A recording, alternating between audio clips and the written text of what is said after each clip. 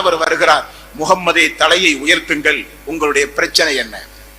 என்னுடைய உம்மத், எனது சமுதாயம் மறுமையில் வெற்றி பெற வேண்டும், எனது சமுதாயம் மறுமையில் நரகத்திற்கு சென்று விடக் கூடாது என்று சொல்லி அழுத காரணத்தை வெளிப்படுத்துகிறார். உடனே இறைவன் தூதருக்கு வாக்கு கொடுக்கிறான், உம்முடைய சமுதாயத்திற்கு அநீதியாக தீர்ப்பு வழங்கப்படாது. அப்பொழுதுதான் அழுகையே நிப்பாட்டினார் என்று பார்க்கிறோமே.